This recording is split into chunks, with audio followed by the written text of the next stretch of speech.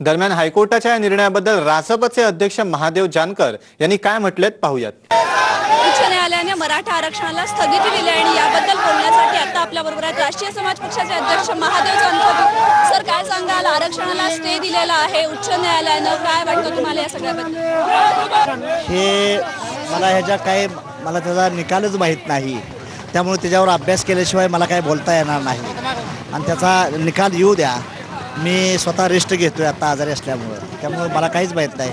त्याच्याबद्दल जे आहे योग्य त्या समाजाबद्दल आरक्षणासाठी योग्य ती आमची पक्ष भूमिका घेतो। देवेंद्र फडणवीसांनी सुद्धा सांगितलेलं आहे की आम्ही सुद्धा या आरक्षणासाठी प्रयत्न करू, सत्तेमध्ये आहात तुम्ही, काय वाटते? तेच की जे देवेंद्र म्हणला तेच मी भूमिका आहे। आम्ही सत्ताधारी माणसं आहोत, पण आम्ही कुठल्याही समाजावर अन्याय होऊन देणार नाही या भूमिकेतून काम करू। निवडणुकीच्या आधी धनगर आरक्षणाबद्दल सुद्धा रान पेटवलं होतं तुम्ही, त्याच्याबद्दल आता सत्तेत होऊन जाईल, ते बी होऊन जाईल। सर्व समाजाला आरक्षण देण्यासाठी भूमिकेत पक्ष आहे। मराठा आरक्षणावर जरी स्थगिती आली असती तरी सर्व समाजाला आरक्षण देण्याची भूमिका जी आहे या ठिकाणी महादेव जानकर यांनी सांगितलेली आहे। कॅमेरामन सुनील डांगेसह स्नेहा कांबळे, साम टीव्ही, पुणे।